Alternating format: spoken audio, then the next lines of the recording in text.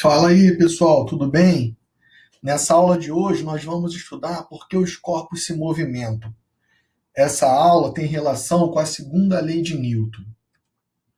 Os objetivos dessas aulas serão reconhecer as contribuições de Newton para explicar as relações entre as variáveis envolvidas no estudo da dinâmica, reconhecer a diferença entre grandezas vetoriais e escalares e aplicar as leis de Newton para explicar fenômenos reais, os fenômenos do dia a dia, do nosso cotidiano.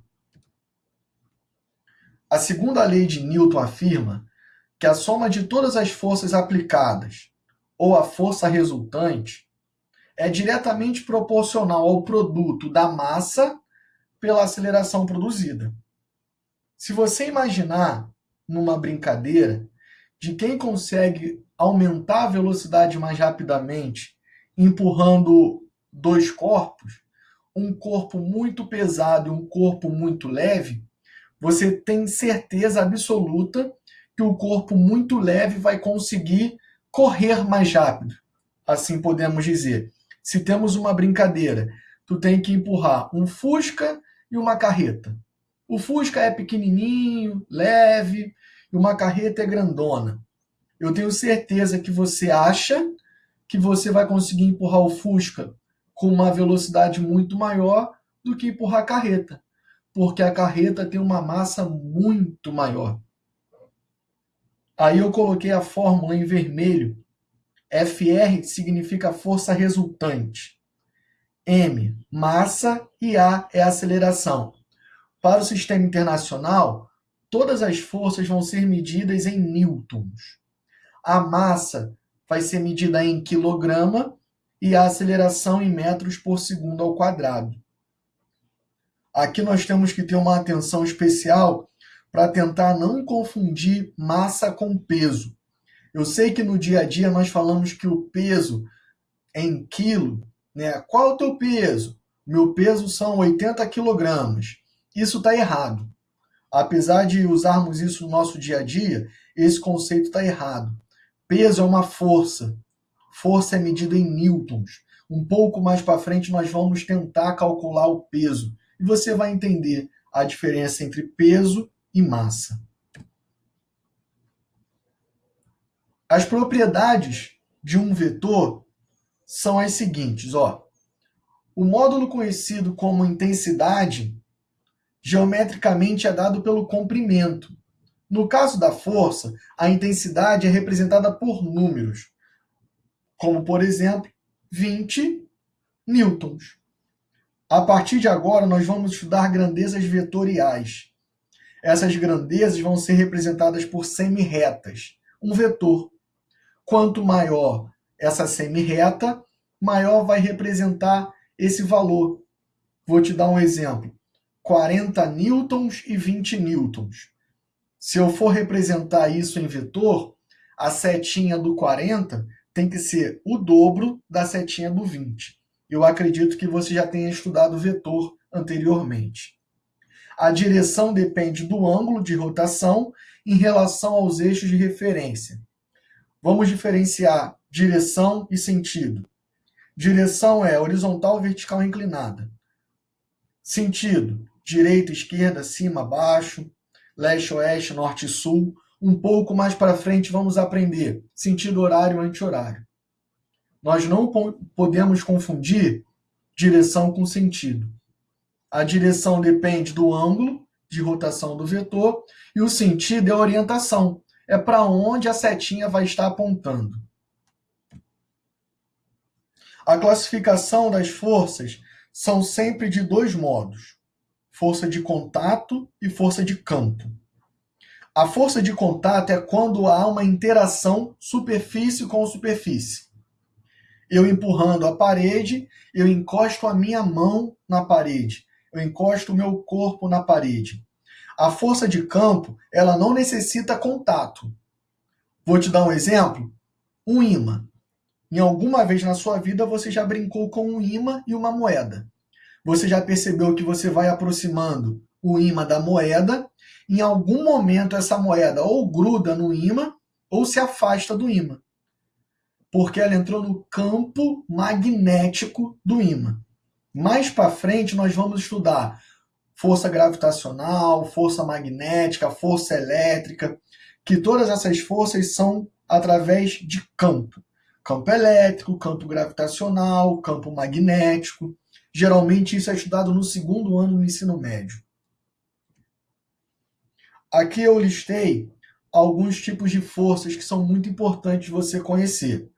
O primeiro tipo de força que eu listei é a força de tração. Força de tração ou força de tensão. Ela sempre é representada num fio.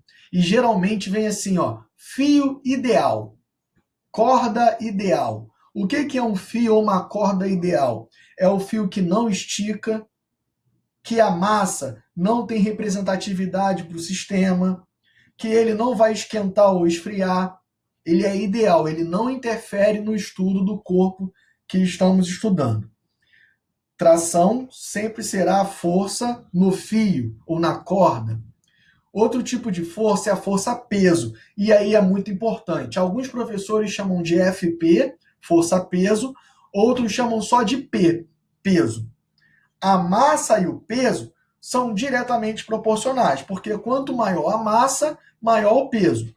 Só que a massa não é a mesma coisa que o peso.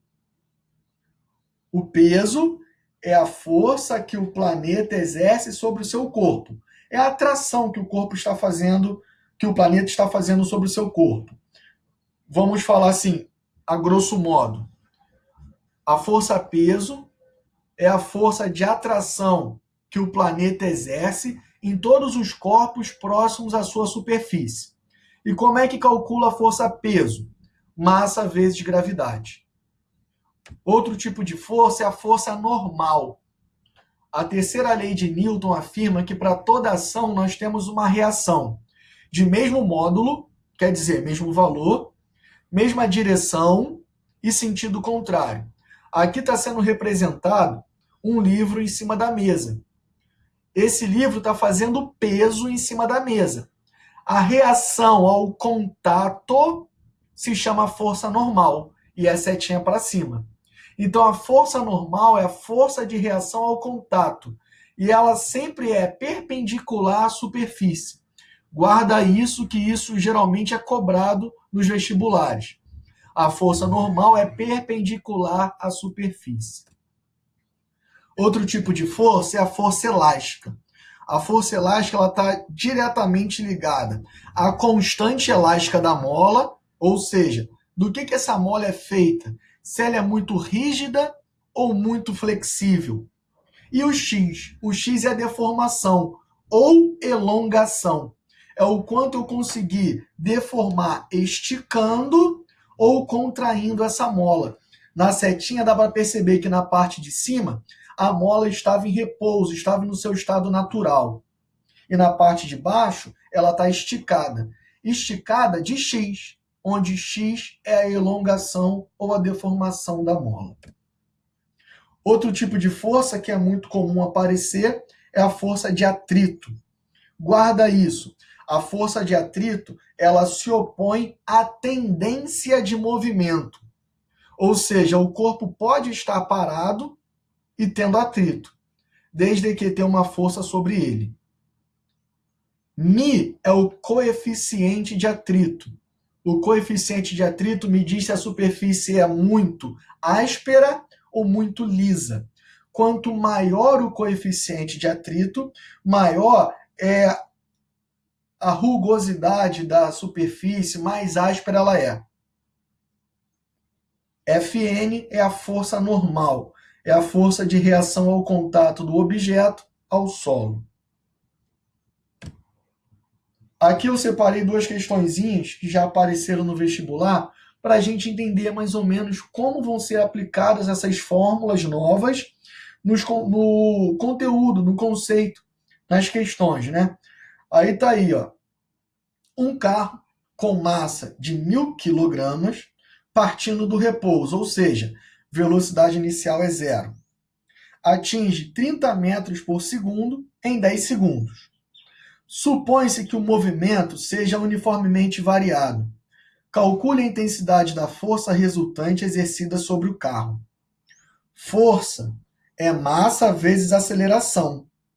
Eu tenho a massa, 1.000 quilogramas. Mas eu tenho aceleração? Ora, ele me deu a velocidade inicial, a velocidade final e o tempo. Consigo usar velocidade igual a velocidade inicial mais a aceleração vezes o tempo para conseguir calcular essa aceleração. Depois de calcular a aceleração, eu substituo na fórmula. Observa. Inicialmente, eu calculo a aceleração. Veja que eu fiz o passo a passo e vamos encontrar a aceleração de 3 metros por segundo ao quadrado. Depois de ter calculado a aceleração, eu substituo na fórmula da segunda lei de Newton e calculo a força. Essa questãozinha não é tão fácil, mas ela é direta. Outra questão que sempre cai é falando sobre o peso. Olha aqui, uma pessoa que na Terra possui uma massa igual a 80 quilogramas, qual o seu peso na superfície da Terra e na superfície da Lua? Considere a aceleração gravitacional na Terra 9,8 metros por segundo ao quadrado. E na Lua, 1,6 metros por segundo ao quadrado. Nas questões, geralmente, ele fornece a gravidade. Se não fornecer a gravidade da Terra, pode usar 10 metros por segundo ao quadrado sem problema nenhum. Mas nesse caso ele deu o valor, vamos usar o valor que ele deu. Como eu falei anteriormente, a massa de um corpo é característica dele, não muda. O que vai mudar é o peso, porque o peso tem relação direta com a gravidade. Então, quanto menor for a gravidade, menor vai ser o peso. A fórmula é peso igual a massa vezes gravidade. Vamos calcular os dois separados? Olha aí. O passo a passo, ó. Para o peso na Terra, peso igual a massa vezes gravidade. Massa, 80 kg, gravidade 9,8. Peso na Terra, 784 newtons. Para a Lua, a massa não muda. A massa continua sendo de 80 kg. Só que a gravidade da Lua é 1,6. Então, o peso na Lua é muito menor do que o peso na Terra. Obrigado por você ter assistido mais essa aula. Não deixe de fazer as questões que são propostas para esse módulo. Qualquer dúvida, não deixe de mandar mensagem. Fique com Deus e até a próxima.